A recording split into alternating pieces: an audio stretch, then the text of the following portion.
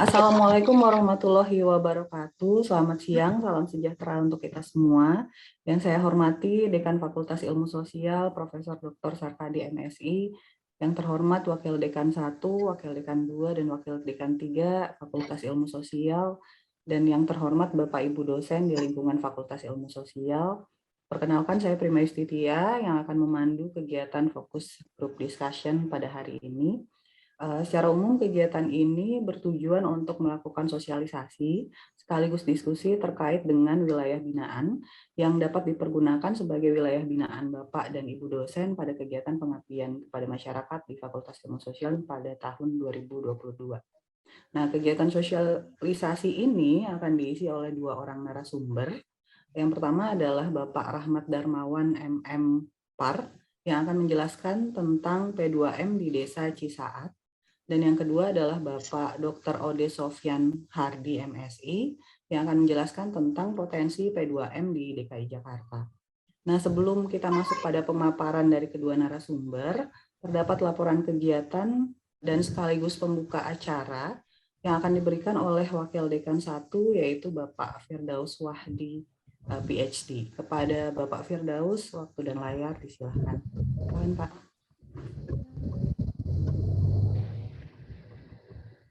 Baik, terima kasih Mbak Prima. Bismillahirrahmanirrahim. Assalamualaikum warahmatullahi wabarakatuh. Alhamdulillahirrabbilalamin. Wabihi nasta'in ala umuri dunya waddin. Wassalatu wassalamu ala anbiya'i wal mursalin wa ba'du. Yang kami hormati Bapak Dekan Fakultas Ilmu Sosial, Bapak Wakil Dekan 2 dan 3, para guru besar di lingkungan Fakultas Ilmu Sosial, Bapak Ibu Prodi, Bapak Ibu TPJM, GPJM, Bapak Ibu dosen yang mohon maaf tidak dapat kami sebutkan satu persatu, dan tentu saja narasumber kita Bapak Rahmat Darmawan dan Bapak Ode Sofyan Hardi. Terima kasih atas perkenan dan juga waktu yang disempatkan untuk hadir memenuhi undangan Bapak Dekan Fakultas Ilmu Sosial terkait dengan sosialisasi wilayah binaan untuk pengabdian masyarakat Fakultas Ilmu Sosial tahun 2022. Mohon izin kami menyampaikan salam hangat dari Bapak Dekan. Beliau seyogianya akan membuka acara ini, namun karena padatnya kegiatan yang juga secara bersamaan berlangsung di hari ini, beliau meminta kami untuk mewakili membuka acara pada kesempatan siang hari ini. Bapak dan Ibu, sebelum kami membuka acara ini, izinkan kami menyampaikan beberapa hal sebagai laporan. Pertama, Universitas Negeri Jakarta telah mencanangkan dalam beberapa waktu sebetulnya untuk memastikan kembali wilayah binaan terkait dengan program pengabdian masyarakat dan juga mungkin penelitian. Hal ini telah dicanangkan melalui yang sosialisasinya telah sama-sama kita saksikan minggu lalu.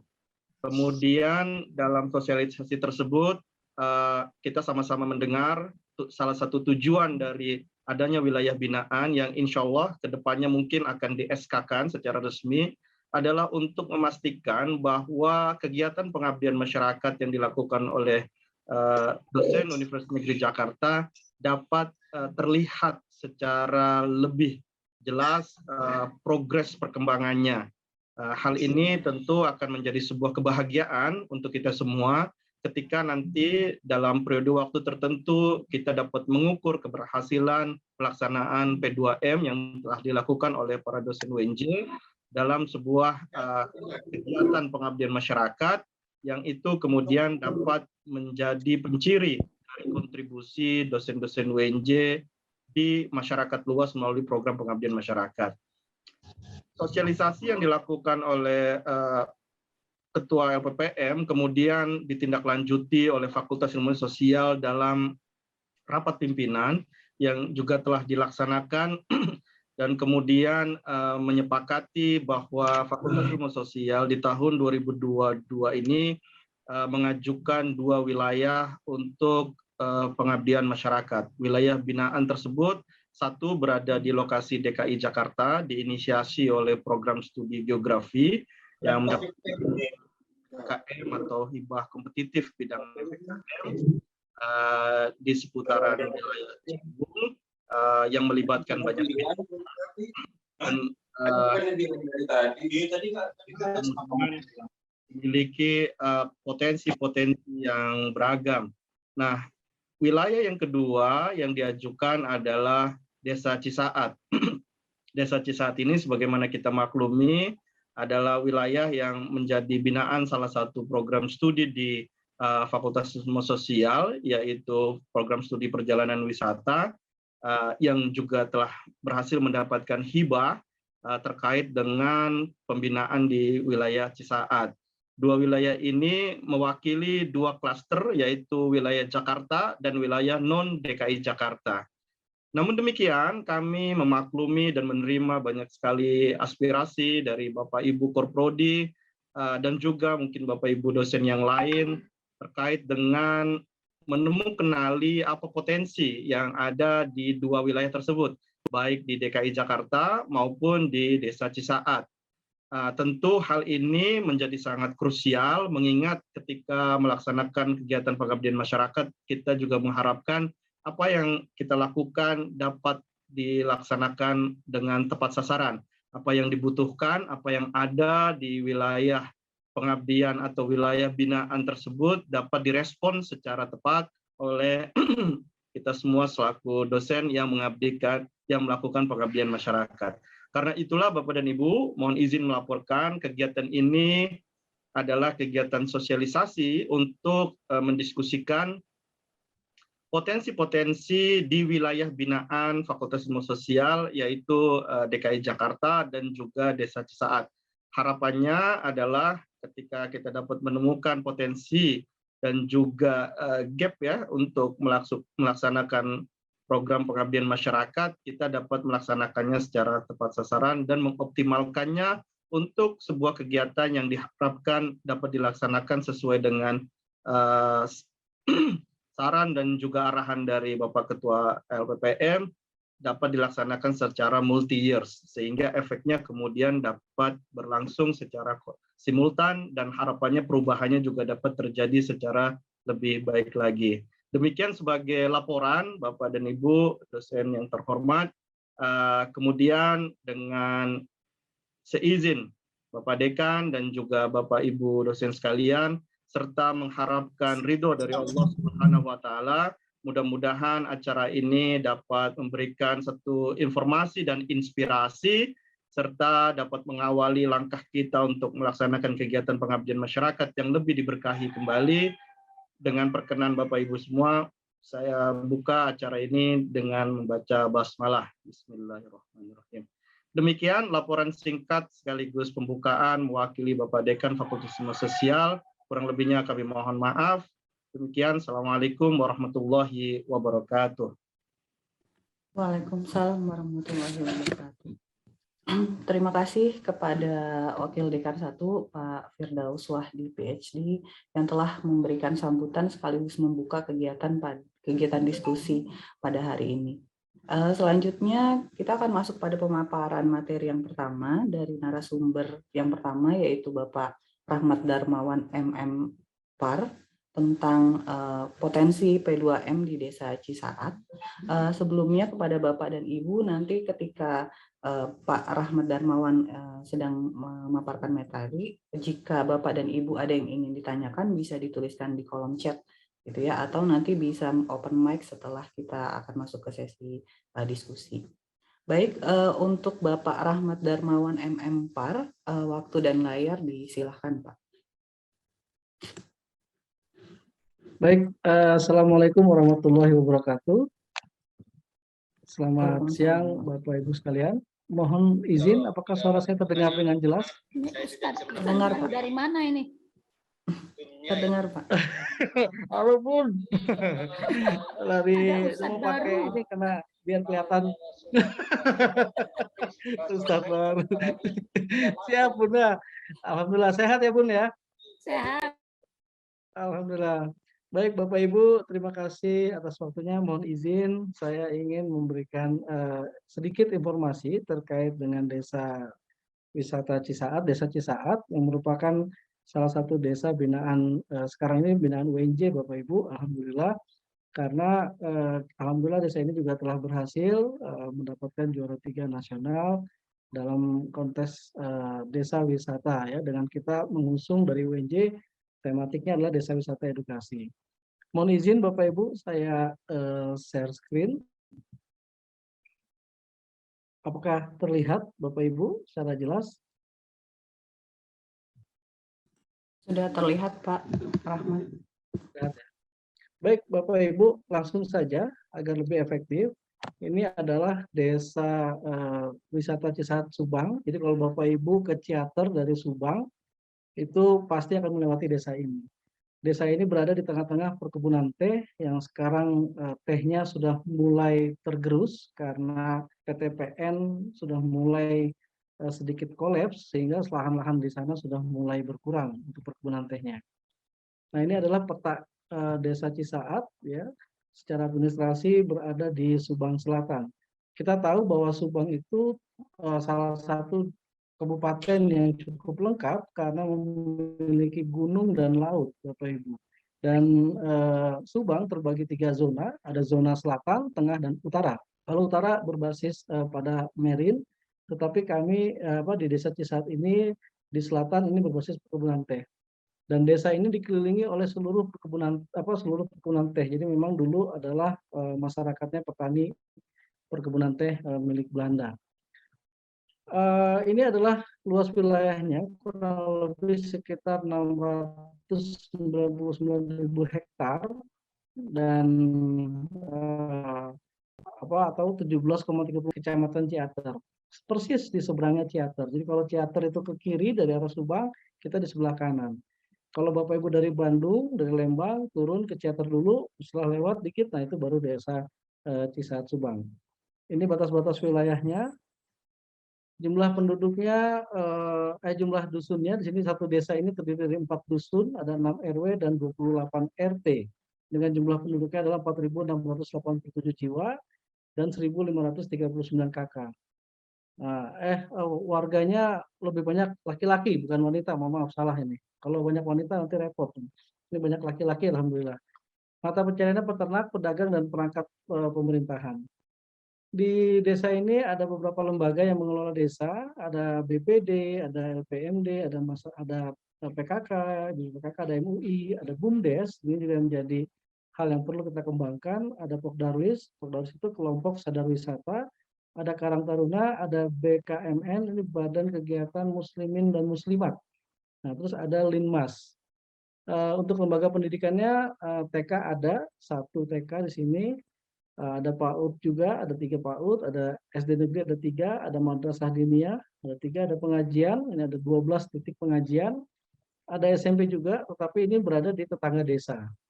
Terus ada SMA juga ada, tapi ini masih kami data ulang, kurang lebih ada 3 tadi kita sudah data, tapi masih didata oleh tim kami, itu juga berada di tetangga desa. Alhamdulillah tahun 2020 Bu Dr. Umasi pernah hadir pada saat penjurian dari Kemendes dan Kemenpar ya Bu ya, dan sudah melihat sekelilingnya lingkungan dan sebagainya. Desa ini berada di ketinggian 700-an lebih mdpl dengan suhu udara rata-rata kalau di malam hari menjelang subuh itu bisa di suhu antara 14 sampai 16 derajat Celcius gitu. Dan kalau di siang hari kurang lebih sekitar 20 derajat sampai 26 derajat. Nah ini wilayahnya dan dominasi nanas cukup tinggi Bapak Ibu di sini. Dan alhamdulillah nanas di sini sangat melimpah. Namun terjadi sebuah penurunan perkebunan nanas yang dulunya bisa 70 hektar, 80 hektar, sekarang jumlahnya tinggal 60 hektar. Ini terjadi karena penjualan nanas Bapak Ibu yang saya sangat sedih begitu ketika di desa nanas itu dihargai dengan harga Rp3.000 1 kilonya. Begitu. Jadi kalau kita satu nanas itu rata-rata beratnya 1 kilo sampai 1,5 kilogram dengan ukuran yang dimensinya cukup besar. Nah ini yang sangat memprihatinkan Namun dengan kami membuat ini sebagai desa wisata, akhirnya para petani nanas bisa menjual langsung pada wisatawan. Dan kami sedang mengembangkan wisata petik nanas, program studi perjalanan wisata. Ini juga nanti kita butuh bantuan beberapa tim dari geografi untuk pemetaan dan pengembangan wisata petik nanas yang ada di Desa Cisaat. Saya nanti mencoba untuk membuat pemetaan, Bapak Ibu, nanti di akhir di beberapa saat ke depan saya akan coba sampaikan. Di sini juga ada peternakan sapi, Bapak Ibu. Dahulu daerah sini adalah daerah binaan Danon. Jadi Danon itu menjadikan kawasan ini sebagai suplai susu. Sampai saat ini juga suplai susunya dikirim ke Lembang. Jadi kalau Bapak Ibu ke Lembang beli bolu susu Lembang, itu salah satunya sumbernya dari sini, Bapak Ibu. Cukup banyak, dan alhamdulillah sekarang sudah mulai kita kembangkan di peternakan sapi ini, tidak hanya susunya tapi kotorannya kita dikembangkan menjadi biogas. Jadi alhamdulillah Bapak Ibu, gas yang melon itu yang 3 kg sudah tidak kepake di beberapa masyarakat, karena cukup mereka mengumpulkan 50 kg kotoran sapi selama 2 hari, itu bisa menjadi blue fire gitu. Itu sudah dibuat dan ini sangat menarik gitu. Nah, ini potensi-potensinya, biogasnya yang tadi saya sampaikan, salah satu potensinya. Di sini juga Bapak Ibu ada beberapa potensi lainnya seperti budidaya jamur tiram, kesenian, sumber mata air. Di sini ada 6 sumber mata air, tapi karena pembangunan di lahan PTPN, jadi PTPN itu lahannya sekarang sudah tidak bisa bergerak, PTPN itu karena kolaps, akhirnya lahannya itu dikontrakin. Ketika dikontrakin dibangunlah banyak objek-objek wisata yang terbaru sekarang ada The Castello ya, salah satunya yang lagi hits gitu. Ternyata itu malah mengurangi sumber mata air yang ada di desa. Nah, ini kami butuh bantuan dari teman-teman geografi untuk bagaimana juga untuk mengantisipasi atau mensiasati hal tersebut. Bapak Ibu, saya coba membuat pemetaan sederhana gitu. Pertama adalah dari program PPKN, program studi PPKN, kami punya program wisata edukasi. Namun kami di pariwisata tidak memiliki keilmuan yang cukup mumpuni untuk bagaimana mengembangkan wisata edukasi ini berbasis kearifan lokal dan karakter kebangsaan. Kami ingin wisatawan yang datang ke sini itu terbangun rasa nasionalismenya. Jadi ada nation building dan juga ada karakter building. Nah, ini yang saya pikir perlu diangkat, perlu didesain oleh teman-teman dari PPKN. Kami butuh bantuannya untuk bagaimana wisata edukasi yang ini menjadi ciri khas UNJ, Bapak Ibu, wisata edukasi ini. Karena belum pernah ada kampus yang mendesain wisata edukasi, dan kita alhamdulillah sudah mendesain wisata edukasi ini sebagai produk UNJ gitu. Karena kita bekas ex-ekip juga. Dan ini Bapak Ibu perlu saya sampaikan, wisata edukasi ini dan akhirnya kita kembangkan menjadi desa wisata edukatif, ini menjadi hal yang menarik bagi Kementerian Desa dan Kementerian Pariwisata, karena ternyata dalam konsep wisata edukasi itu tidak hanya wisatawan yang belajar, tetapi juga masyarakat yang belajar. Ini oleh karena itu kita penting untuk mengembangkan ini. Saya sudah sampaikan kepada LP3, salah satu lembaga di UNJ, alhamdulillah hari Sabtu kemarin datang ke sini, saya sampaikan bahwa desa ini adalah laboratorium belajar. Oleh karena itu bagaimana kita mengembangkan laboratorium hidup ini, ya, ini kami sebutnya laboratorium hidup, bisa dimanfaatkan untuk kegiatan proses belajar mengajar, apalagi sekarang sudah dikembangkan Merdeka Belajar.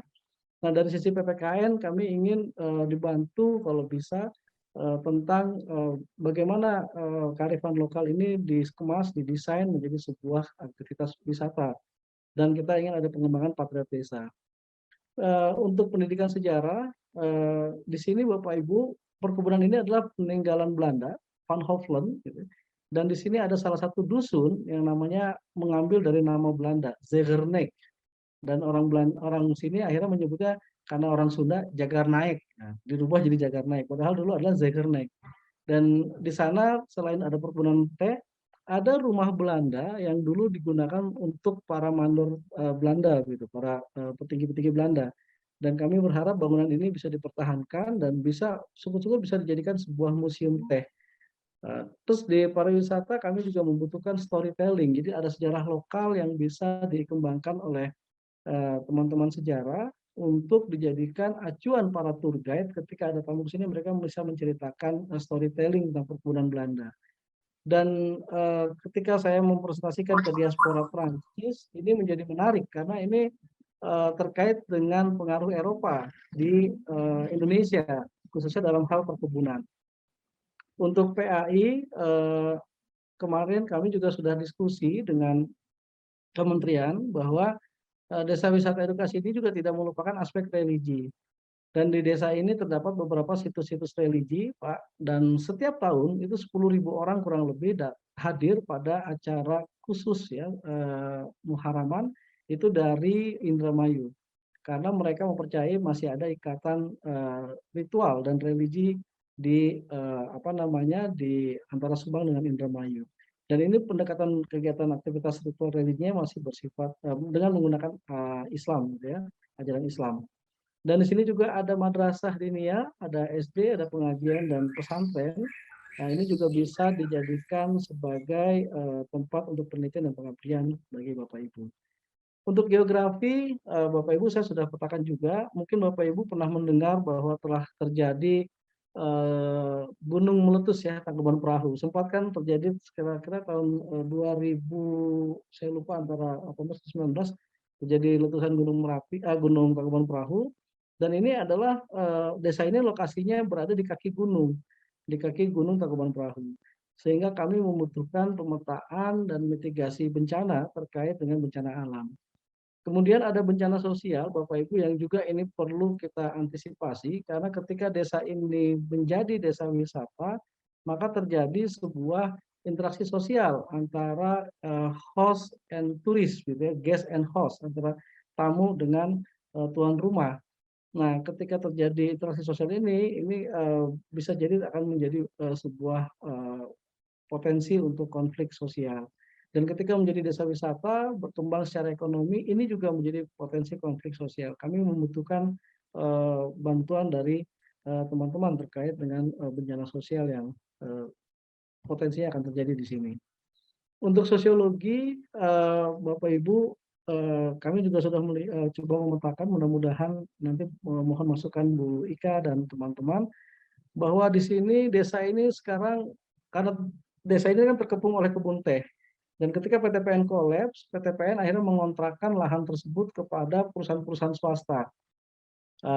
Perusahaan-perusahaan swasta ini mencoba untuk membongkar lahan teh tadi dijadikan objek wisata, ada yang mau dibangun hotel, ada yang macam-macam lah, sehingga desa ini dikepung oleh para investor yang tanpa mengindahkan masyarakat yang ada di dalamnya.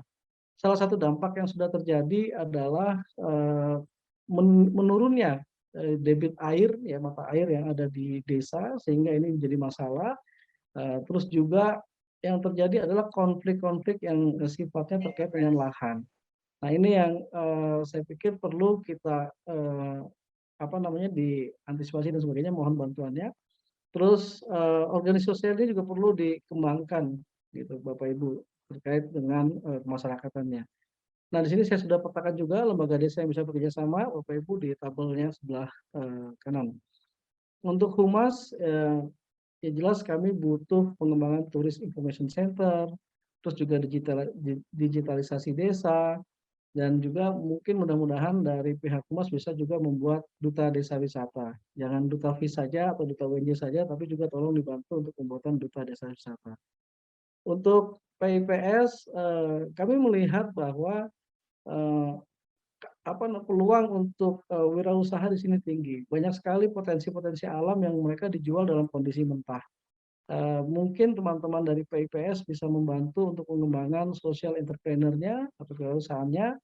Dan kemarin saya sudah bicara dengan Bu Martini, masyarakat di sini pemahaman dan kesadaran hukum mengenai perselisihan sengketa lahan itu masih kurang. Mereka lebih banyak diam ketika mereka tertindas. Nah, ini butuh kesadaran terkait dengan hukum, pembelian lahan, jual beli lahan, dan sebagainya, sehingga masyarakat tidak tertipu. Ada sebuah sejarah kelam lah yang terjadi di sini ketika dibangun CHR, itu Theater Highland Resort, dan The Castello.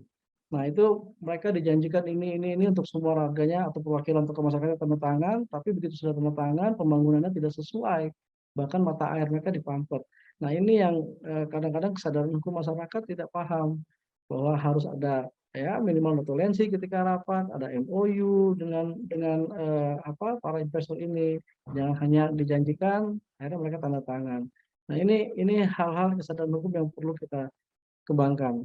Dan kalau dari prodi kami akan melakukan P2M atau pengembangan di tata kelola destinasi wisata Cisaat. Karena kami sadar bahwa wisata ini harus dikelola.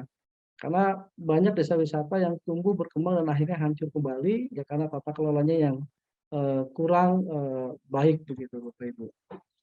Bapak Ibu ini sedikit saya mohon izin memberikan sedikit pemikiran terkait konsep wisata edukasi yang kami terapkan di Desa Cisaat yang sudah kita implementasikan. Jadi wisata edukasi yang kami lakukan di Desa Cisaat ini ada 3 konsep besar yang ingin kami implementasikan. Dalam wisata edukasi ini bahwa ada 3 pengalaman yang didapatkan oleh wisatawan. Yang pertama adalah tourism experience, yang kedua adalah learning experience, dan yang ketiga adalah living experience. Nah, di dalam wisata edukasi ini kami tidak bisa sendiri karena kompetensi kami hanya ada di tourism experience. Nah, sehingga kami membutuhkan teman-teman ilmu sosial, pendidikan khususnya, untuk mengembangkan learning experience. Bagaimana wisatawan itu mendapatkan pengalaman belajar, pengalaman pengetahuan dari yang tidak tahu menjadi tahu, yang tadinya tidak bisa menjadi bisa, yang tadinya tidak dapat menjadi dapat atau mampu dan sebagainya. Dan bagaimana mereka bisa living experience, tinggal bersama masyarakat. Ini yang menjadi poin menarik dari wisata edukasi karena para wisatawannya itu akan menginap di rumah penduduk dan mengikuti bagaimana aktivitas penduduk yang ada. Mereka ke sawah, mereka ke kebun, dan disinilah mereka mendapatkan sebuah pengalaman hidup. Life skill mereka pun akhirnya muncul. Nah ini yang kami butuhkan bantuan dari teman-teman dari prodi-prodi lain, lintas prodi, untuk mengembangkan bagaimana meningkatkan living experience, learning experience-nya. Dan kami punya konsep bahwa wisata yang kami lakukan di desa ini adalah pariwisata yang berbasis masyarakat dan kearifan lokal masyarakat. Jadi community based tourism ini yang akan kami wujudkan di dalam model wisata edukasi yang ada model desa wisata edukasi yang ada di Cisaat ini. Dan mudah-mudahan model ini bisa jadi sebuah role model yang bisa diterapkan di beberapa wilayah di desa gitu ya. Walaupun mungkin karakteristiknya berbeda tapi secara konseptualnya mungkin sama. Nah, ini program kita buat, Bu, ada UMKM, dan ini pernah Zidan pernah juga ke Cisaat yang sebagai duta susu. Dan demikian yang bisa saya sampaikan. Mohon maaf jika ada yang kurang atau salah, mungkin nanti kita akan banyak berdiskusi Bapak Ibu. Mungkin itu saja Bu Milia, mohon maaf. Terima kasih. Assalamualaikum warahmatullahi wabarakatuh. Waalaikumsalam warahmatullahi wabarakatuh. Terima kasih atas pemaparannya Pak Rahmat Darmawan. Sangat menarik sekali ya Bapak Ibu. Mungkin Bapak Ibu sudah banyak pertanyaan nih untuk Pak Rahmat. Bagaimana model kerjasama dan sebagainya.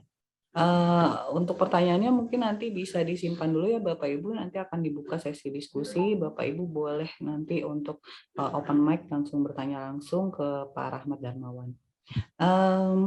Selanjutnya kita akan masuk dulu ke pemaparan pemateri yang kedua, narasumber yang kedua, yaitu Bapak Dr. Ode Sofyan Hardi, MSI, yang akan menjelaskan tentang potensi P2M di DKI Jakarta. Kepada Pak Ode, waktu dan layar disilahkan. Terima kasih Pak Prima. Iya, sama-sama Pak, silahkan. Assalamualaikum warahmatullahi wabarakatuh. Salam sejahtera untuk kita semua. Saya izin share.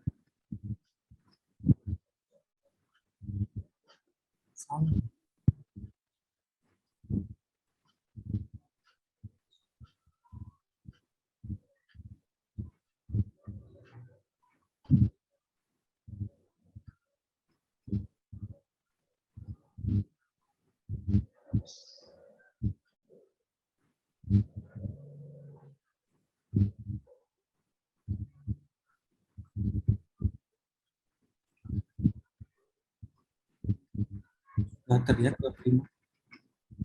Sudah Pak Ode. Assalamualaikum.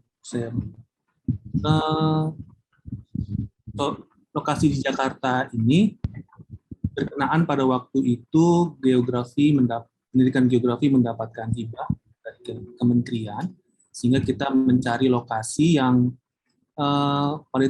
pada tahun kemarin itu kita juga dilanda masih dalam wabah COVID, sehingga kita tidak memungkinkan untuk mencari lokasi yang jauh gitu. Sehingga kita mencari wilayah kita sendiri yang tentunya juga bisa kita kembangkan, artinya wilayah di sekitar kampus gitu, artinya di wilayah Jakarta yang juga kita bisa kembangkan. Tentunya karena pada waktu itu geografi itu ruhnya atau warnanya adalah kebencanaan, pada waktu itu kita mencari lokasi yang akar dari bencana itu sendiri, karena kita mengambil bencananya pada waktu itu adalah banjir. Ini adalah tentunya kalau di Jakarta mungkin banyak ya bencananya, bencana fisik maupun bencana sosial. Kita mengambil waktu itu bencananya fisik, yaitu banjir dan kebakaran pada waktu itu. Tapi kita lebih memilih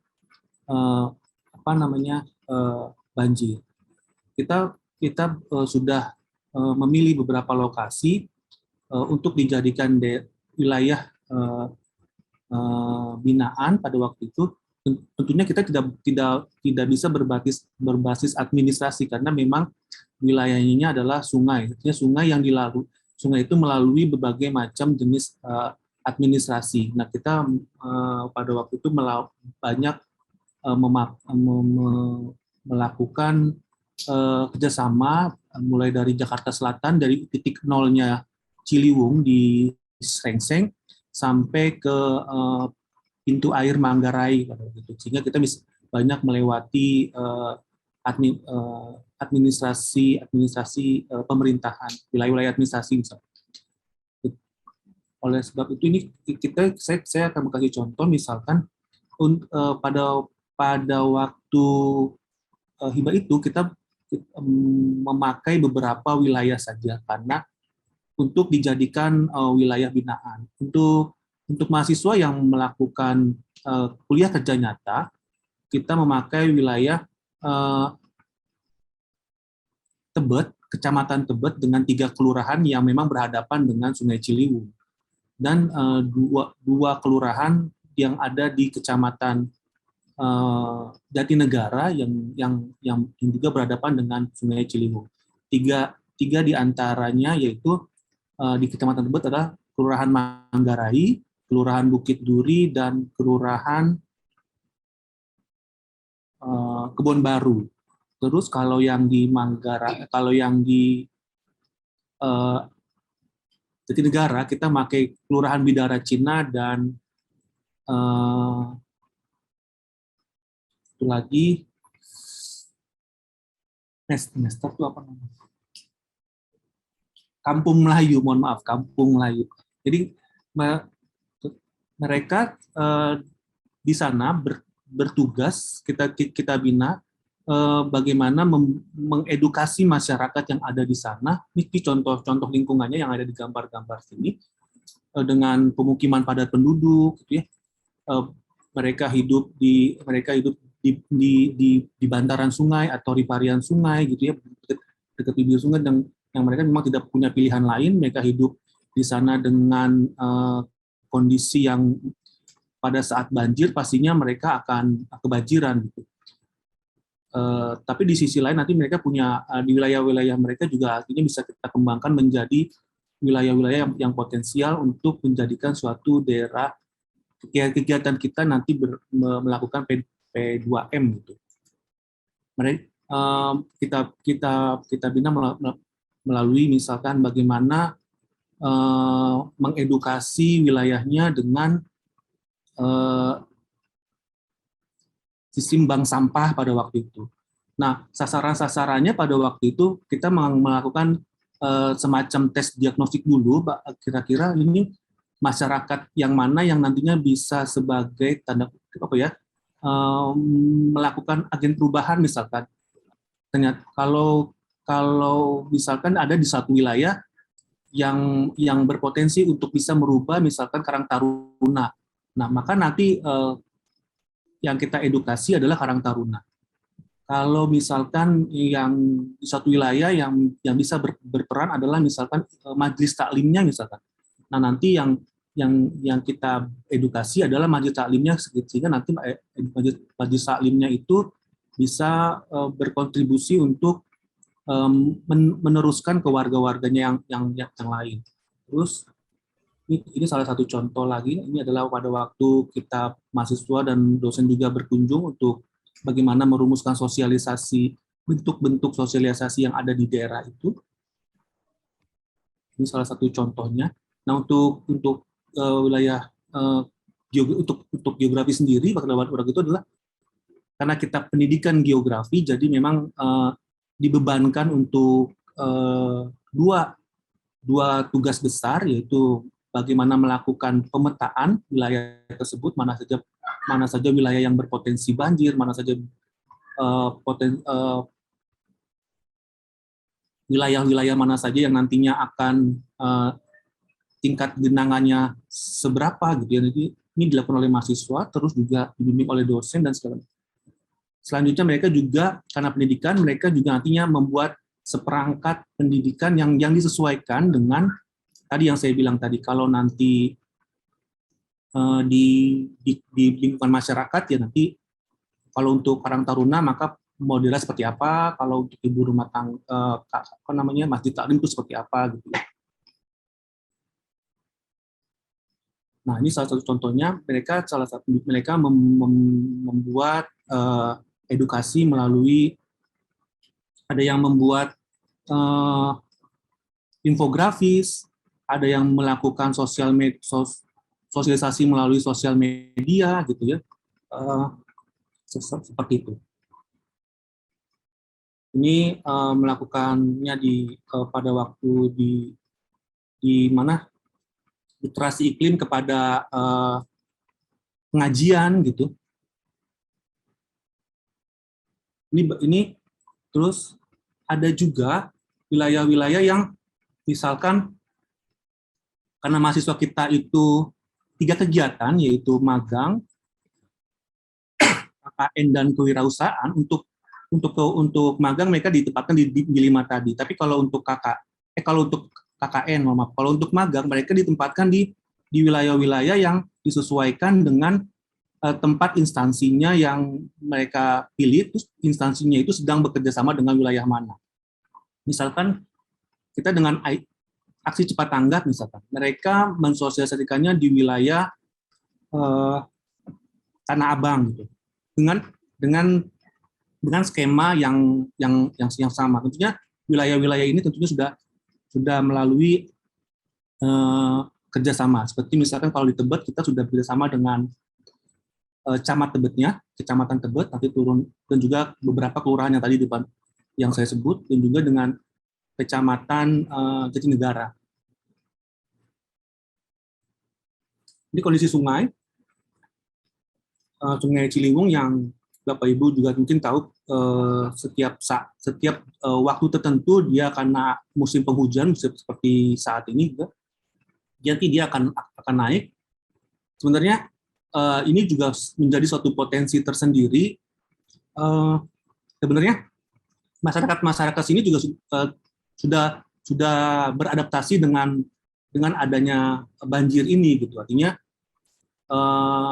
bagaimana mereka hidup di wilayah yang memang rutin banjir setiap tahunnya, adalah tamu undangan ini yang tidak diundang ini datang per tahun gitu kan. Mereka dengan membuat rumah tingkat seperti ini, dengan tidak memfungsikan lebih lengkap, misalkan yang ada di lantai 1, karena mereka akan lebih hidup di lantai 2 gitu. Karena misalkan kalau walaupun ini tidak banjir, mereka di sini cuma menaruh bangku atau sekedar TV gitu ya. Untuk kegiatan-kegiatan lainnya mereka di lantai 2 gitu. Nah, ini juga untuk bentuk adaptasi dari masyarakat yang hidup di wilayah Sungai Ciliwung gitu. Nah, ini juga terus ini bentuk-bentuk edukasi, salah satu yang tadi juga sudah saya jelaskan. kita bisa melibatkan beberapa mitra. Pada kemarin kita menggunakan mitra dari BMKG, BPBD, BNPB, terus juga Red Cross, Palang Merah Indonesia gitu untuk bagaimana mensosialisasikan dia ke subjek-subjek, objek-objek yang tadi saya sebutkan tadi. Misalkan kalau di Kebun Baru itu lebih kepada Karang Tarunanya gitu misalkan. Nah, nanti kita mengedukasinya seperti itu. Ini kondisi di Kampung Melayu. Nah, ini bentuk sosialisasi yang dilakukan di persekolahan juga dilakukan jika memang tidak memungkinkan lagi untuk dilakukannya di masyarakat itu anak-anak juga. Ini salah satu bentuk sosialisasinya seperti ini. Nah, untuk yang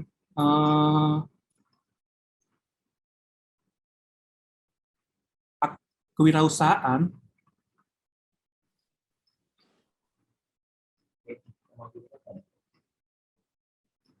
kita juga punya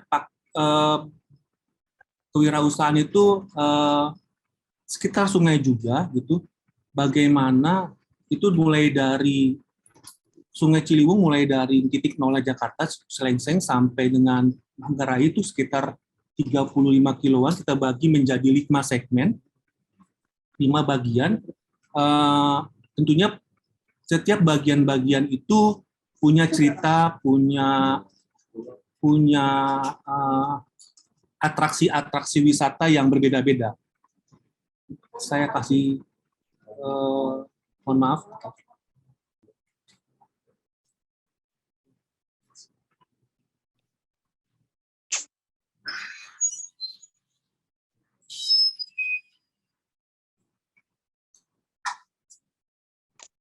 Misalkan ini adalah paket wisata yang mereka bikin atau dengan juga dosen pembimbing, itu paket wisata Telur Suci misalkan.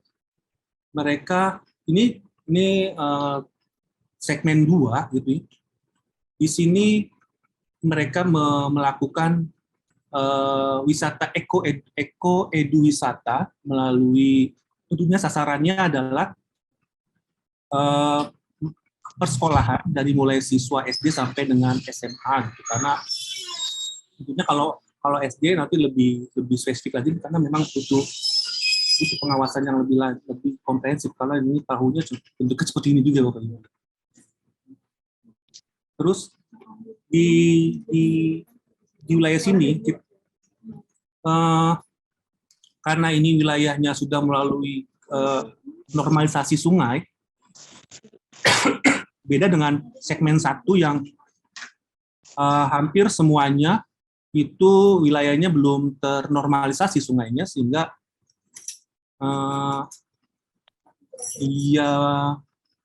hampir sepanjang kita menyusur sungai itu adalah pemandangannya adalah belakang rumah orang. Beda kalau mulai dari segmen ke yang ini nih sudah mulai kita bisa melihat depan rumah orang gitu ya, jadi agak sedikit lebih rapi. Nah, biasanya nanti di wisata-wisata ini punya atraksi-atraksi yang berbeda-beda. Misalkan kalau segmen 1 itu bagaimana melihat aktivitas manusia yang ada yang memberlakukan sungainya di belakang sungai. Artinya sungai itu berada di belakang rumahnya. Misalkan aktivitas yang rumah tangga yang langsung membuang ke sungainya gitu ya, seperti itu. Terus pendangkalan segala macam ya seperti itu. Terus kita juga punya yang namanya sehingga pada di segmen 1 itu kita punya laboratorium Eko Riparian Ciliwung yang bekerjasama dengan masyarakat peduli Ciliwung atau singkat MATECI gitu. Memang MATECI itu semacam organisasi kemasyarakatan yang peduli lingkungan khususnya Ciliwung. Sampai di hulu-hulunya hilir, hulu Kan, kecil. Bagi plus ya. Terus kalau di segmen, terus ada juga segmen 2, contohnya dia memiliki atraksi adopsi pohon. Nah, di adopsi pohon ini nanti si wisatawannya bisa mengadopsi pohon, terus ada menanam pohon itu sendiri dan bisa mengontrolnya melalui HP-nya, melalui HP. Sehingga nanti informasi pohonnya itu nanti sebesar apa, pohonnya berbuah atau tidak gitu ya, itu akan bisa mereka kontrol dari HP-nya. Nah, seperti itu. Terus ada juga segmen 3 misalkan, itu ada salah satu atraksi wisatanya adalah wisata pilgrim, yaitu wisata yang di situ ada pemakaman Habib gitu ya, yang memiliki sejarah panjang dan tentang yang hubungannya dengan Ciliwung. Terus ada juga wisata yang di segmen 5 itu wisata kuliner yang karena di daerah pecinannya Jatinegara gitu, wisata kuliner itu sekitar makanan-makanan Betawi, belum juga memperkenalkan wisata sejarah yang banyak ada di sekitaran Mester gitu, seperti itu. Dan juga bisa memilih salah satu paket wisata sambil menyusur sungai, mereka melihat itu semua, dan setelah di dermaga kita naik ke wisata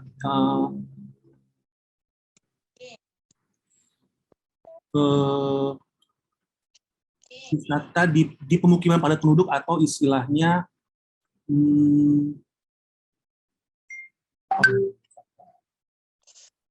sebentar, sudah jadi lupa. Jadi wisata ini menyusuri pemukiman-pemukiman kumuh yang ada di sekitaran Sungai Ciliwung. Tentunya ini sudah di luar negeri sudah banyak dikembangkan untuk wisata-wisata model kayak gini. Bukan wisata ini tentunya untuk mengedukasi tadi para pelajar bagaimana kehidupan di sisi lain dari kehidupan yang ada di Jakarta. Mereka mulai bisa melihat bagaimana masyarakat memperlakukan sungai. Ada yang di segmen 1 itu memperlakukannya seperti ini, segmen 2 seperti itu, segmen 3 sampai di segmen 5 kita bisa melihat itu semua. Tentunya untuk kalau sampai kita mengambil dari semua segmen itu butuh waktu yang sangat lama, karena kita bisa sampai 1 harian untuk sampai dari mulai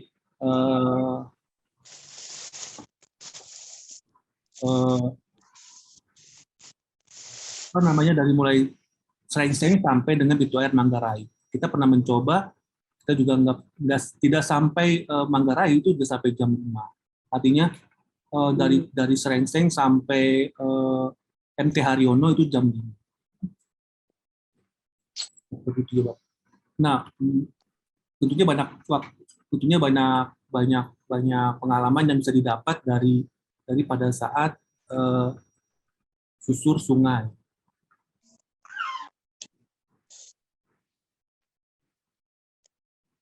Ini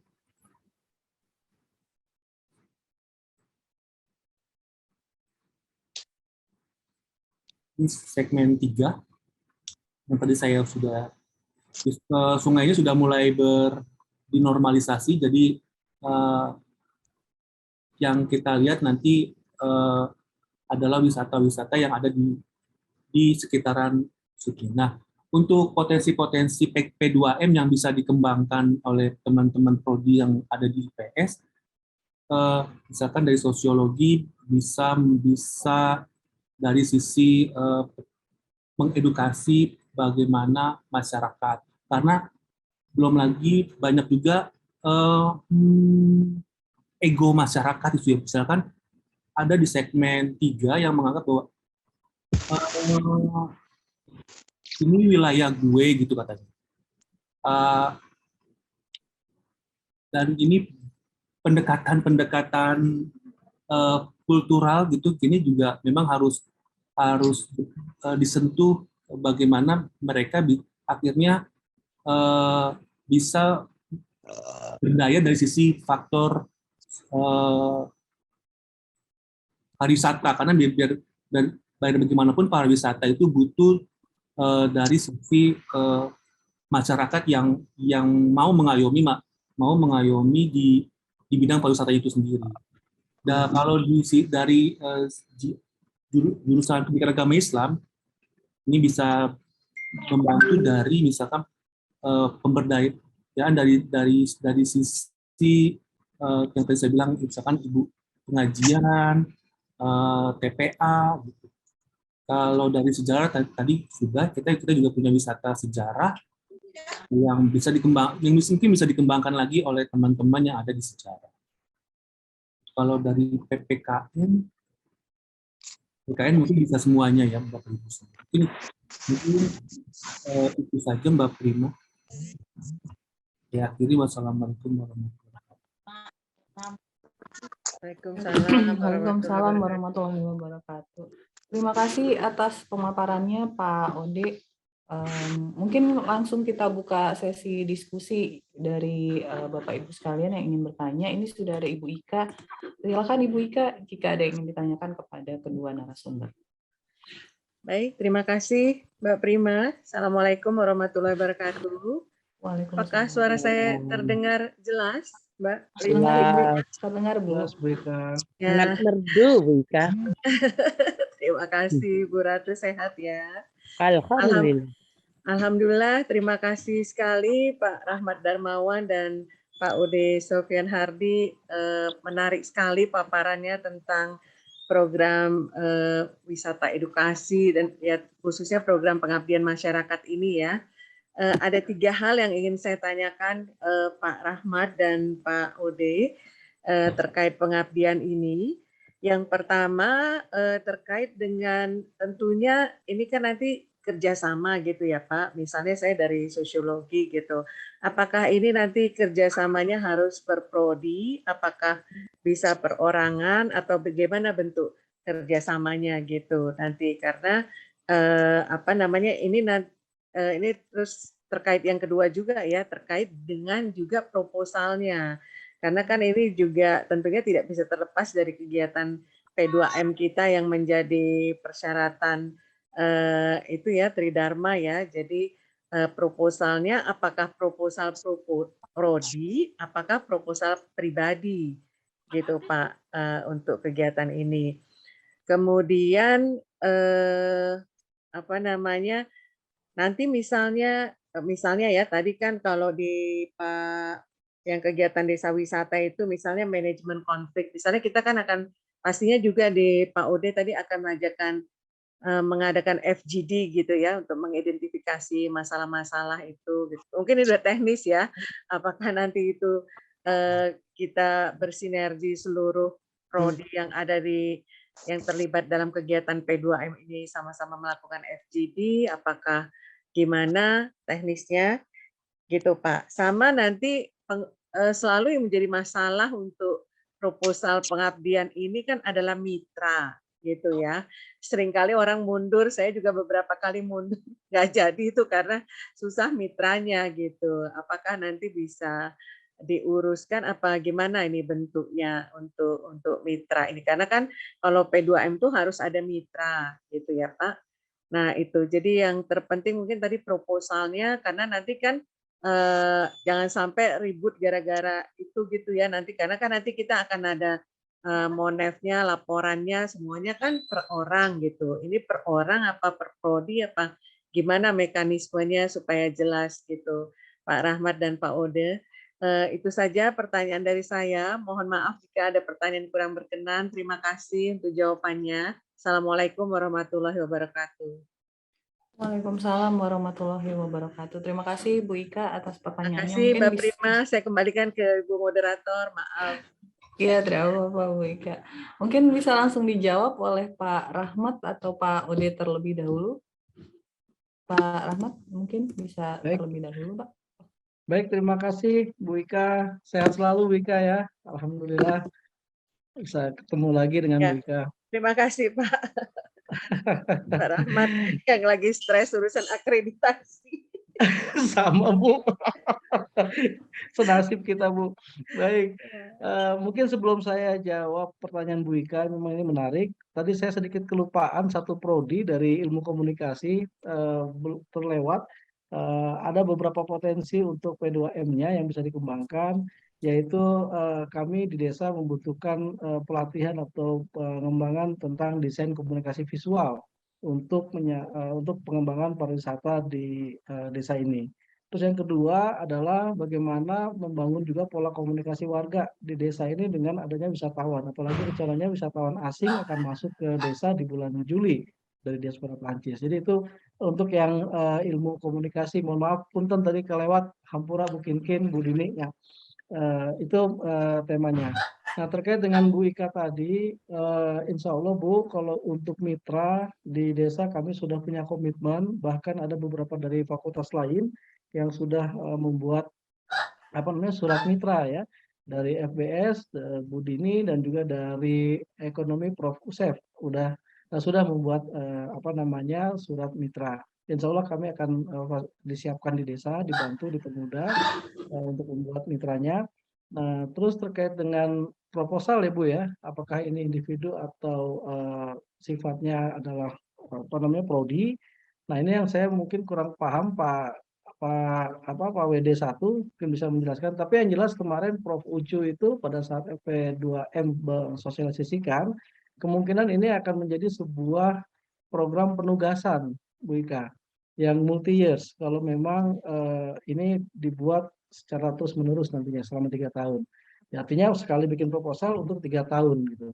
Apakah nanti itu berkelompok, prodi gitu, per dosen, ataukah nanti per individu. Nah, itu yang mungkin nanti Pak Firdaus mohon informasi update-nya terkait dengan itu. Mungkin itu ada, tadi saya yang lupa, ada lagi Bu Ika tadi yang pertanyaan terlewat, punten. Iya, mungkin nanti pas teknisnya itu Pak ya, terkait tadi, mungkin terkait proposalnya tadi ya, apakah ini pribadi atau prodi, ataukah bersinergi, pas ini loh Pak, misalnya FGD untuk identifikasi masalah di daerah masing-masing itu, apakah di desa Cicaat atau di tempatnya Pak Ode gitu kan, kita pasti, apalagi kalau sosiologi ya, kan harus identifikasi masalah dulu ya, harus ada FGD dulu.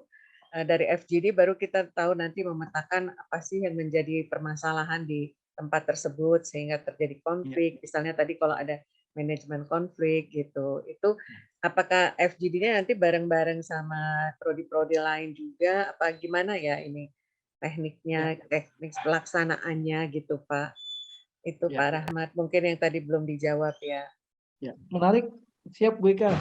Kalau untuk FGD insya Allah bisa, kalaupun memang nanti mau dengan Zoom, juga bisa kita lakukan FGD, mungkin nanti akan saya hadirkan Pak Kades dan beberapa lembaga di desa, atau juga bisa mungkin studi awal datang ke sini dulu, kita FGD dengan masyarakat desa, itu juga memungkinkan. Insya Allah, cuman memang desa ini masyarakatnya kadang-kadang agak sedikit tertutup kalau masalah konflik nih Bu Ika. Jadi mereka selalu mengatakan damai dan sejahtera begitu. Tapi ketika kita sudah mulai ke lapangan, ada sedikit konflik-konflik antara desa, pemerintahan desa dengan pemerintahan RT RW misalnya. Terus masyarakat dan cenderung masyarakat di desa-desa itu ketika terjadi sesuatu tuh mereka lebih banyak diam, misalnya protes atau apa gitu ya, itu lebih banyak diam, mereka tidak mengungkapkan. Baru beberapa hari ini saya bisa mendapatkan beberapa keluhan-keluhan dari masyarakat ketika kita sudah mulai bakar singkong bareng atau nongkrong bareng dengan masyarakat, muncullah cerita-cerita itu gitu. Konflik-konflik konflik tersebut gitu. Begitu Bu Ika, gambaran dari saya.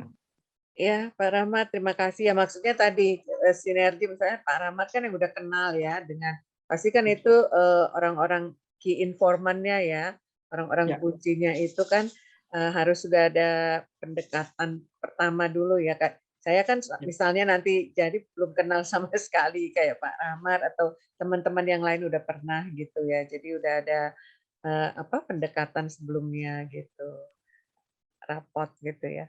Ya, itu terima kasih Pak Rahmat. Ini kok jadi ngelewatin ini moderator, maaf Pak Prima. Nggak apa-apa Bu Ika, nggak apa-apa Bu. Iya, Mbak Prima, mungkin saya menambahkan ya, boleh ya? boleh silakan Pak Firdaus. Ya, mohon izin Pak Rahmat, Pak Ode, Bu Ika, ada satu pertanyaan yang mungkin kami ingin coba diskusi juga terkait dengan proposal. Sebetulnya dalam sosialisasi yang kemarin diawali dengan LPPM itu juga sudah dikonfirmasi. Proposalnya tetap proposal mandiri begitu, Ibu. Ya, jadi setiap dosen tetap mengajukan proposal individu.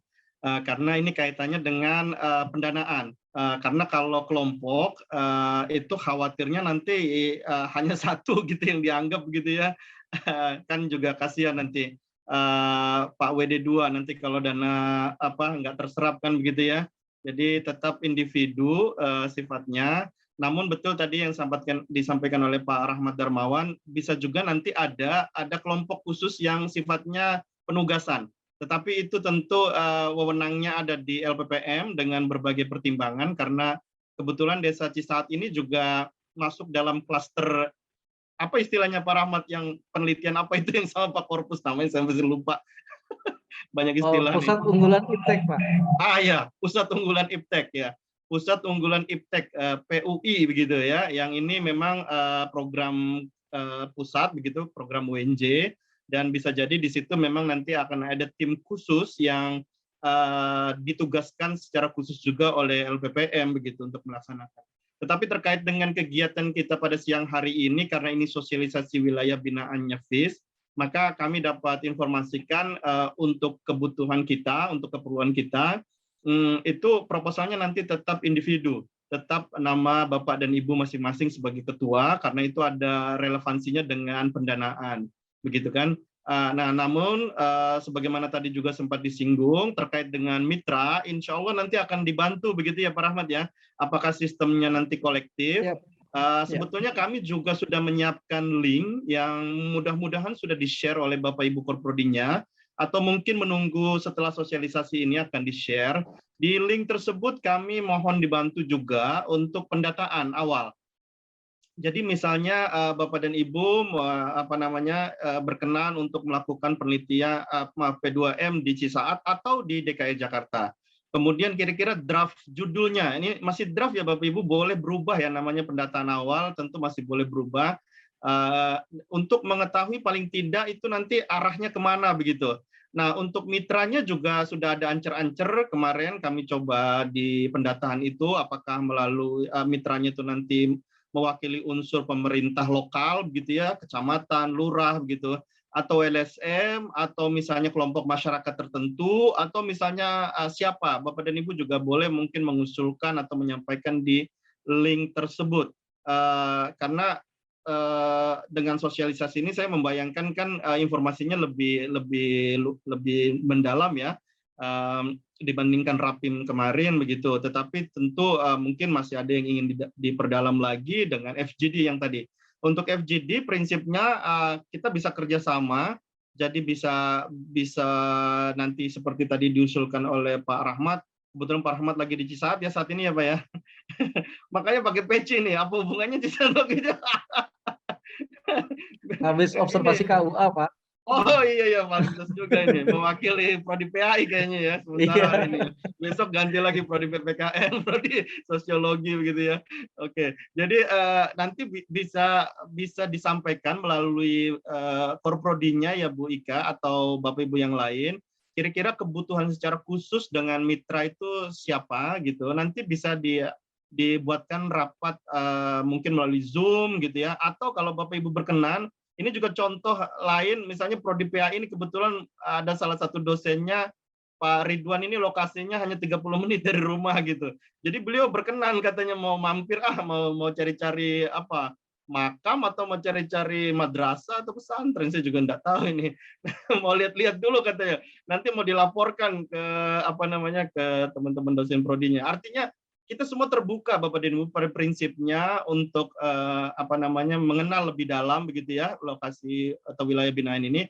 Ada yang mungkin berkenan mau mampir langsung karena kondisinya memungkinkan seperti tadi Pak Ridwan, atau Bapak Ibu ingin difasilitasi dengan kelompok masyarakat tertentu, mungkin nanti bisa menyampaikan ke kami atau ke Pak Rahmat atau ke Pak Ode, nanti kita bisa buatkan juga rapat susulannya. Namun untuk kebutuhan membantu Bapak dan Ibu terkait dengan surat mitra yang nanti kita insya Allah akan fasilitasi secara kolektif, itu kami juga mohon diisikan data-data dasarnya awalnya dulu ya Bapak Ibu ya, melalui Prodi nanti kami akan share kembali. Jadi minimal kami tahu pemetaannya di daerah ini dan kemudian kelompok masyarakatnya siapa yang dituju. Kalau nanti misalnya sudah ada format draftnya, bisa saja nanti mungkin kita minta izin ya Pak Rahmat ya kepada pihak-pihak yang terkait di Desa Cisaat, atau Pak Ode mungkin kepada pihak-pihak terkait yang ada di wilayah Jakarta, ada format surat seperti ini, mohon perkenan gitu kan, dengan tanda tangan dan stempelnya. Jadi memang itu yang kami coba lakukan juga untuk memfasilitasi supaya kita bisa lebih banyak berkontribusi di dua wilayah binaan ini. Sementara mungkin begitu ya Bu Ika, mudah-mudahan cukup menjawab pertanyaan tadi. Terima kasih Pak WD1. Silakan Mbak Prima, sudah ada yang nanya lagi dan angkat tangan juga Bu Desi. Saya mau tanya. Boleh langsung Bu Desi, silakan. Terima kasih ya Pak Firdaus. Saya mau bertanya kepada Pak Firdaus. Pertanyaan saya sebenarnya hampir sama dengan pertanyaan Buci, tapi bukan yang pocong. Kan dia ada dua kan Buci kan. Jadi saya yang pertanyaan yang keduanya gitu ya. Kalau yang keduanya, apakah semua dosen yang di FIS itu, pengabdian di FIS, hanya bisa mengambil dua daerah ini saja, atau kalau misalnya di DKI itu apakah hanya daerah-daerah yang dialiri oleh Sungai Ciliwung misalnya, kalau yang enggak mungkin nggak boleh gitu, lebih spesifik gimana tuh Pak Firdaus? Baik, gitu. Ya, terima kasih. Ya, langsung ya Mbak Prima ya, boleh ya? Iya. Saya tambahin dulu Pak Fir, boleh? Oh ya, ada tambahan pertanyaan lagi, silakan. Mungkin mirip-mirip ya. Jadi gini, kami dari sosiologi dan pendidikan sosiologi sebenarnya ada rencana itu melanjutkan yang kemarin di Cilincing ya, di Cilincing. Nah, apakah memang itu diperkenankan gitu? Terima kasih ya. Baik, saya kira benang merahnya sama ya. Apakah pada prinsipnya ini harus di dua wilayah itu saja atau boleh ada kesempatan juga untuk wilayah yang lain? Nah, untuk menjawab dua pertanyaan ini, saya ingin mengulang kesepakatan di Rapim terakhir, di mana Pak Dekan sendiri mengatakan jika program studi sudah memiliki PKS, perjanjian kerjasama, yang mungkin itu sifatnya multi years, ya biasanya kan PKS itu 3-5 tahun begitu, dan masih berlaku, masih berjalan, tentu kita harus menghormati PKS tersebut. Karena itu bagi program studi yang masih memiliki PKS, perjanjian kerjasama yang masih valid dan perlu dilanjutkan, maturnya Pak Dekan ya, itu dibagi ya Bu Desi dan Pak Rahman. Jadi untuk wilayah, artinya selain dua wilayah binaan ini tentu masih boleh jika program studi memiliki PKS yang sudah berjalan mungkin dari tahun sebelumnya. Jadi sifatnya nanti berbagi, dosen prodinya ada yang tetap menjalankan PKS tersebut supaya kita juga tidak one prestasi. Kemudian ada yang mungkin ke Cisaat, ada yang mungkin ke wilayah DKI. Nah, wilayah DKI-nya ini tadi Bu Desi menanyakan apakah di luar dari susur sungai itu dimungkinkan. Kami berusaha untuk mencoba memberikan batasan begitu Bu Desi ya. Jadi wilayahnya itu terukur gitu. Jadi kalau masih di sekitar itu mungkin masih bisa kita ajukan.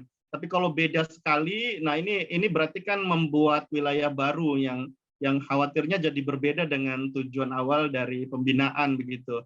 Jadi kalau boleh kita berbagi di wilayah yang memang dijadikan wilayah binaan. Namun jika Bapak dan Ibu di prodinya masih ada perjanjian kerjasama yang valid, yang masih harus diteruskan, tentu dapat juga dibagi dosennya, mungkin ada berapa yang di sana. Itu pembahasan yang kemarin disampaikan oleh Pak Dekan di dalam Rapim Fakultas. Mudah-mudahan cukup bisa menjawab ya Pak Rahman dan Bu Desi.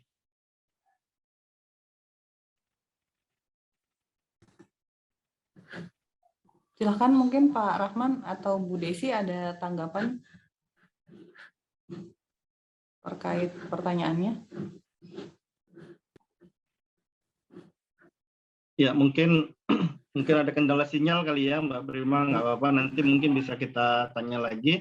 Nah, izin menambahkan juga Bapak dan Ibu, informasi dari Pak Dekan terkait dengan PKS yang masih valid itu, harapannya kan kita bisa selesaikan sampai batas berlakunya PKS gitu. Jadi nanti ketika batas berlakunya PKS sudah selesai, Bapak Ibu yang lain juga dapat bergabung di wilayah binaan. Oke, gitu. Pak WD1 udah jelas. Siap, Uni. Aman. Baik, saya kembalikan kepada Mbak Prima. Saya nyambung lagi, mohon maaf, belum kelas. Ya, sekali lagi. Silakan, Jadi gini. Pak. Jadi saya ingin pastikan gini, yang pertama, kami di Cilincing itu memang belum ada PKS, Pak.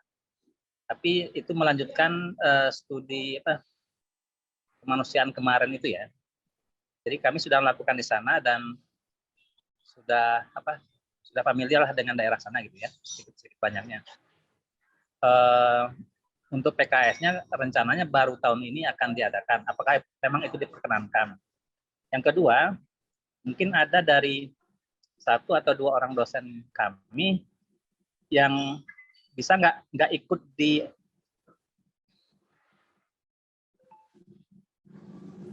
daerah binaan itu. Jadi dia mungkin bisa pembinaan nih website, saya ingin pengabdian saya ke sana, itu apakah diperkenankan? Terima kasih. Baik, iya. Mbak Prima, ini ada Prof. Etin juga, sudah raise hand. Apa mau ditanya dulu?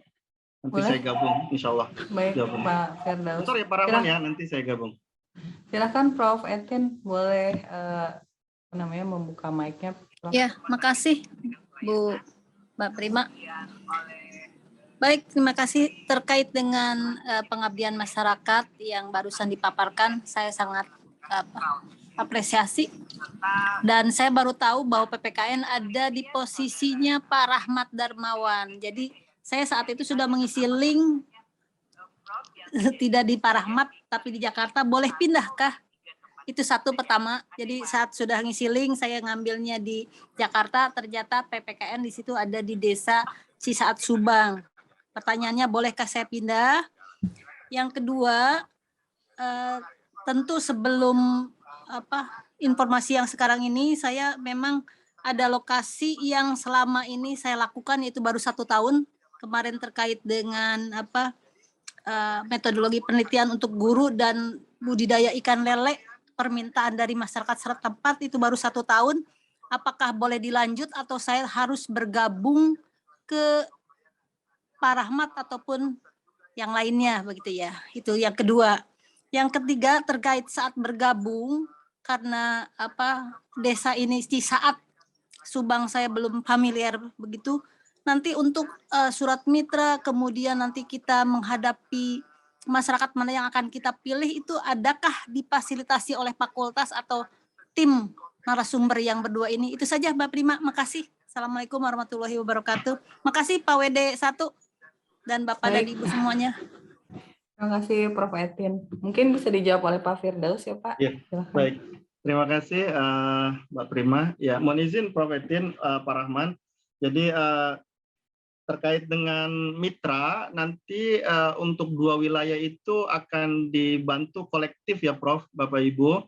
Jadi kami sudah membuat pendataan juga, Bapak Ibu berkenannya di wilayah mana, apakah di Cisayat atau di DKI, dan kemudian siapa kira-kira segmen mitranya. Nanti dari pendataan itu akan kami koordinasikan, jadi nanti prinsipnya akan dibantu untuk kerjasama dengan mitranya. Begitu juga dengan MOA-nya tentu akan dibuat melalui fakultas, dan MOA ini dapat diturunkan menjadi PKS atau IA Implementation Agreement oleh program studi. Begitu. Jadi payungnya ada di fakultas, nanti diturunkan ke PKS atau IA oleh program studi, sehingga secara dokumen juga lengkap begitu. Dan untuk surat mitra kami akan coba koordinasi Untuk yang di saat nanti insya Allah akan dibantu oleh Pak Rahmat dan kawan-kawan. Untuk yang di DKI akan dibantu oleh Pak Odi dan kawan-kawan untuk kolektif begitu. Jadi yang kami butuhkan kan sementara ini adalah pilihan Bapak Ibu apakah ke CISAT atau ke DKI, kemudian draft judulnya ya mungkin masih bisa berubah ya Bapak Ibu ya, tetapi kira-kira kan sudah ada draftnya mungkin.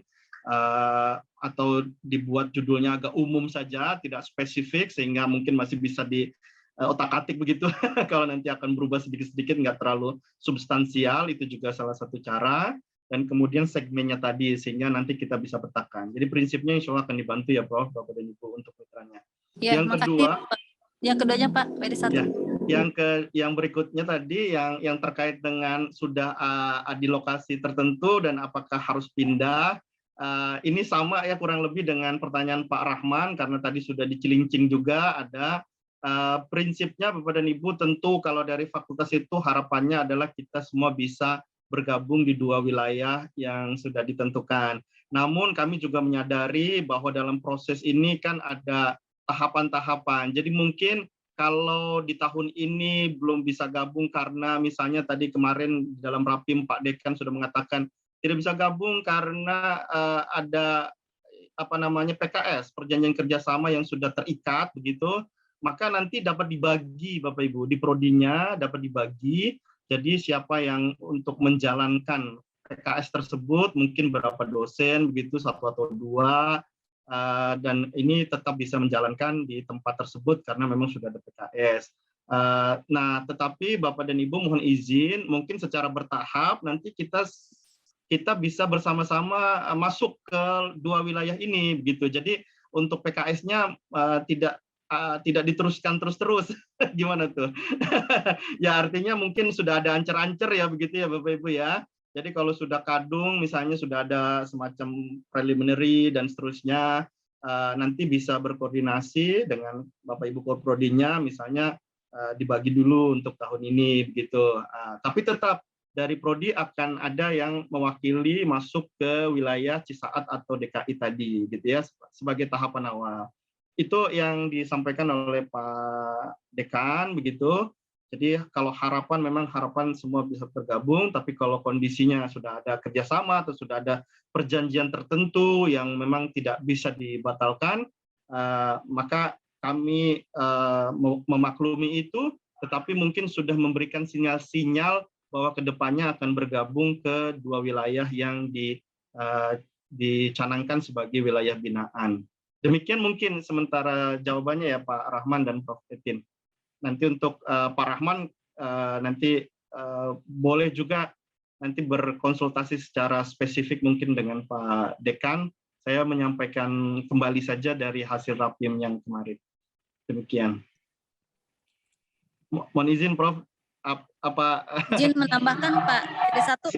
satu lagi yang tertinggal terkait Baik, dengan luaran pengabdian masyarakat, kan ada harus upload di media online ataupun yang lainnya. Apakah ini juga ada semacam difasilitasi atau bagaimana? Karena tempat ini baru sama sekali buat saya gitu.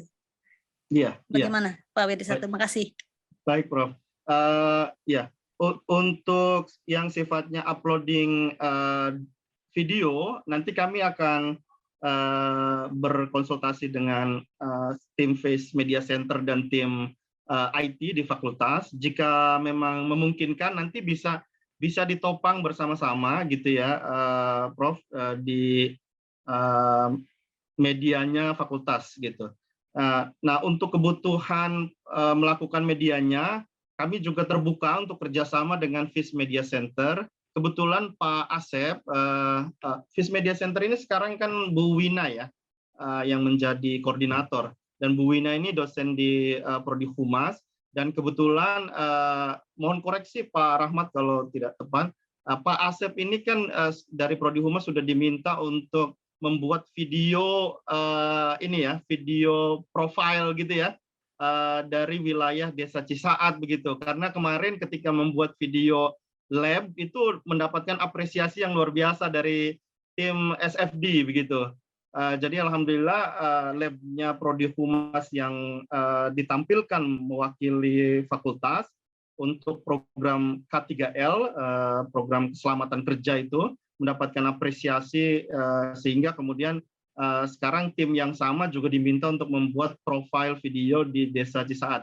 Artinya Bapak dan Ibu, kalau nanti memang diperlukan, kami prinsipnya terbuka untuk berdiskusi kembali terkait dengan video-video ini. Apakah misalnya mau dibuat kolektif atau perlu dibantu, atau misalnya hanya untuk sifatnya konsultasi saja, itu insya Allah akan terbuka kita untuk diskusikan.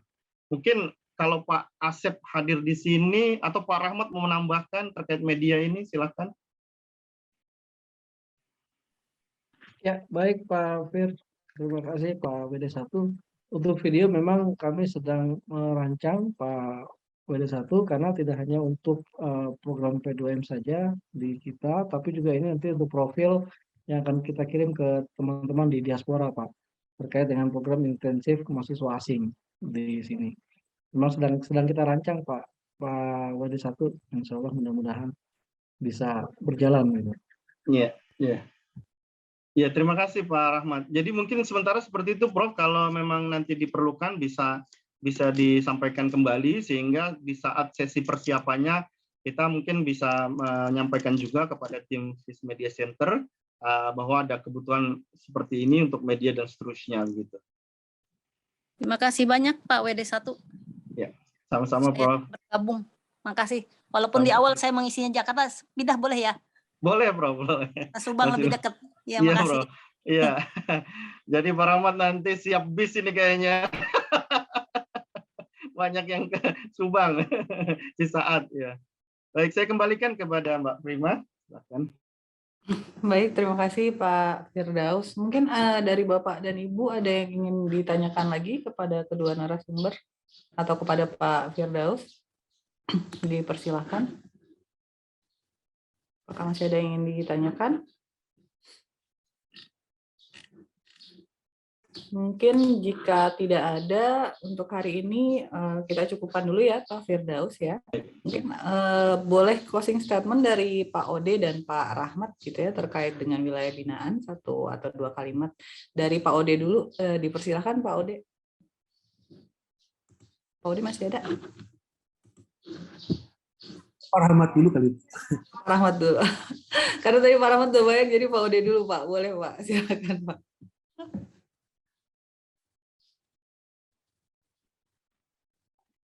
Aduh, closing statement-nya apa ya? Ya tadi Pak, memperkuat berbagai pertanyaan dari Bapak Ibu dosen mungkin. Oh. Ya. Yang jelas masing-masing promosi. Iya, betul. Promosi, masing-masing promosi. Ya, kalau Banyak yang ikut Pak Ode. Banyak-banyakan tim ya Bu. Iya. Ke Jakarta atau ke Cisaat?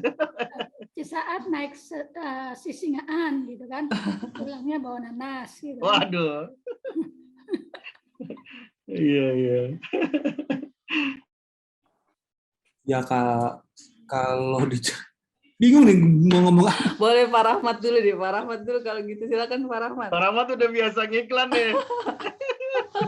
Biar ada inspirasi nanti Pak Ode-nya. Soalnya ngiklannya sampai Perancis. Udah Pak Firdaus aja kalau gitu. Pak Firdaus Nah, aja. mending Pak Firdaus aja Bapak Ibu. Waduh. Atau Om Bimpa dulu. Iya. Silakan Pak Rahmat, nanti saya nambahin aja di akhir mungkin. Pak Rahmat dulu. Ya. Baik, Bapak Ibu, saya bingung juga kalau sudah closing statement.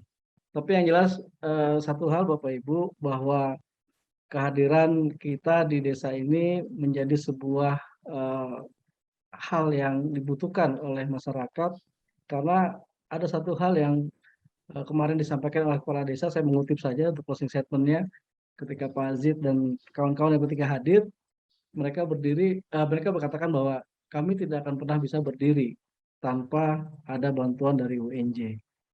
Kehadiran teman-teman UNJ, akademisi, ini merupakan sebuah mata air yang memberikan kehidupan buat kita. Itu bagi masyarakat desa. Dan mungkin saya hanya mengutip saja Bapak Ibu apa yang dikatakan oleh Bung Hatta gitu, bahwa untuk menerangi Indonesia tidak perlu kita menyalakan obor di Jakarta, tapi mari kita nyalakan lilin-lilin di desa. Dan insya Allah Indonesia akan terang benerang. Gitu. Mungkin itu saja Bapak Ibu. Oke, makasih Terima kasih. Pak Rahmat, luar biasa. Ayo, Boleh dari Pak Ode. Pak Ode, jangan kalah Pak Ode. Promosiin DKI Ciliwung. Udah kalah kayaknya, masa bendera putih aja nih kayaknya.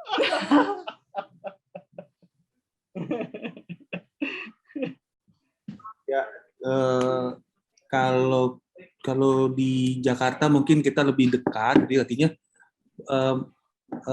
masalah-masalah yang kompleks pun di lingkungan kita dekat kampus pun ternyata masih butuh akademisi. Kalau kemarin kita sentuh dari sudut pandang geografis, kita juga butuh dari sudut pandang perspektif lain yang teman-teman dosen lain dari misalkan dari sosiologi, pariwisata, komunikasi. Oh ya, kita juga kemarin kita sudah melakukan PKI dengan IKJ bagaimana untuk mendesain komunikasi visual untuk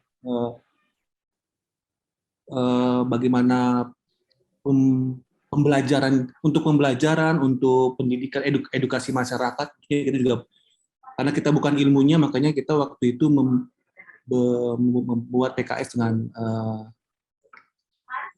IKJ. Jadi memang oleh sebab itu kita bukan hanya dari sudut pandang banjir itu bukan hanya dilihat dari geografi saja, ternyata memang juga butuh dari rumpun-rumpun ilmu yang lain, terutama adalah rumpun-rumpun ilmu sosial. Terlebih dari ada juga aspek fisiknya, mungkin dari lingkungan juga. Mungkin gitu. Ya, terima kasih Pak Ode. Mungkin satu terakhir dari Pak Firdaus. Silakan Pak Firdaus.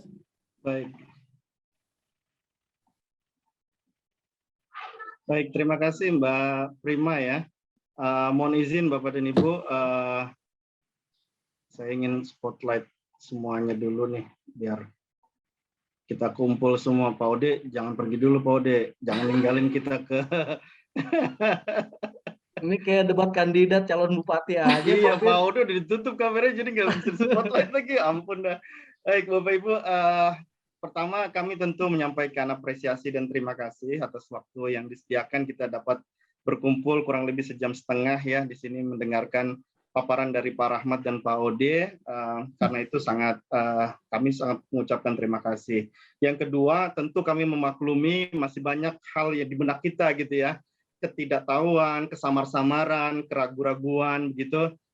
Nanti di sana kira-kira mitranya mau nggak gitu ya, atau pas nggak gitu, atau kita bisa berbuat apa ya kira-kira. Tentu hal-hal tersebut masih ada di benak kita semua begitu, kecuali mungkin Pak Rahmat karena sudah punya KTP Cisaat gitu ya, hampir ya, hampir punya KTP Cisaat gitu, jadi udah lebih kenal, atau Pak Ode yang memang sudah lebih mafhum begitu. Tapi bagi sebagian kita memang sangat kami maklumi kondisi-kondisinya masih serba bertanya-tanya. Karena itulah Bapak dan Ibu, mohon izin mengingatkan kembali bahwa program pengabdian masyarakat ini nanti kedepannya akan bersifat multi-years, karena tidak sekali dan kemudian pindah. Nah, terkait dengan closing statement, saya ingin izin menyampaikan, kalau tadi Pak Rahmat menyampaikan Bung Hatta ya, saya izin menyampaikan satu quote dari Henry Ford nih, karena menurut saya ini pas sekali. Beliau mengatakan, coming together is a beginning. Kita datang bersama ke lokasi ini baru permulaan, Bapak dan Ibu ya. Mungkin masih banyak hal yang ingin kita telusuri, ingin kita pahami supaya nanti kontribusi kita juga lebih pas begitu. Keeping together is progress. Nanti ketika kita coba terus di sana berkontribusi, mudah-mudahan itu yang nanti akan membawa progres, perubahan gitu kan. Nah, working together is success. Nah, ketika kita bersama-sama sebagai sebuah fakultas hadir di satu wilayah binaan gitu kan, salah satu dari 2 tempat ini, itulah yang kemudian bisa menjanjikan sebuah kesuksesan. Jadi memang Bapak dan Ibu, ini program yang tidak dicanangkan untuk sekali jalan. Tentu kami memaklumi ini membutuhkan waktu, karena itu mari kita working together, kita bekerja bersama-sama. Mudah-mudahan dengan ini kita bisa mewujudkan harapan dari universitas, dari fakultas, dan juga keinginan atau kebutuhan dari pihak mitra begitu untuk mendapatkan satu program pengabdian yang lebih sustainable dan lebih terlihat progres dan juga manfaatnya dalam long term. Mudah-mudahan Bapak dan Ibu berkenan, mudah-mudahan Bapak dan Ibu bekerja bersama-sama dan kita, dan mudah-mudahan ini juga ada manfaat dan berkahnya ke depan. Demikian dari saya, Mbak Prima. Terima kasih atas moderator dan MC sekaligus juga. Ini untuk closing semuanya, saya kira demikian, saya kembalikan kepada Mbak Prima. Baik, terima kasih Pak Firdaus. Dan saya mengucapkan terima kasih kepada kedua narasumber. Satu yang saya garis bawahi setelah proses diskusi ini adalah sebenarnya baik di Ciliwung maupun di Cisaat sebenarnya yang akan kita lakukan adalah kolaborasi gitu ya antar program studi gitu. Karena mungkin memulainya mungkin agak susah gitu ya, tapi memang tadi seperti highlight-nya Pak Firdaus adalah kita mulai dulu, nanti akan kita bangun ke arah yang lebih baik gitu. Karena tadi kalau Pak Rahmat bilang mungkin kita tidak perlu menyalakan obor, tapi kita perlu menyalakan lilin-lilin kecil. Begitupun sebenarnya kalau di Ciliwung gitu ya, persoalan air bukan persoalan geografi saja, tapi ada persoalan sosiologis, ada persoalan komunikasi juga di situ, atau persoalan terkait dengan program studi yang lain. Sehingga sebenarnya menyelesaikannya juga bukan hanya satu prodi yang punya tanggung jawab, tapi kita semua. Nah, untuk itu mungkin ini bukan yang pertama ya Pak Firdaus, mungkin nanti kita akan punya banyak working group discussion lagi terkait dengan program pemberdayaan masyarakat yang akan dilakukan di Fakultas Ilmu Sosial. Tapi untuk hari ini saya mengucapkan terima kasih banyak kepada Pak WD1, Pak Firdaus, Pak Rahmat Darmawan, Pak Ode, dan Bapak Ibu dosen yang sudah menyempatkan hadir pada kegiatan hari ini. Saya sebagai selaku MC mengucapkan permohonan maaf sekiranya banyak kesalahan dalam proses diskusinya. Dan terima kasih atas kehadirannya. Saya tutup. Wassalamualaikum warahmatullahi wabarakatuh. Waalaikumsalam warahmatullahi wabarakatuh. Waalaikumsalam.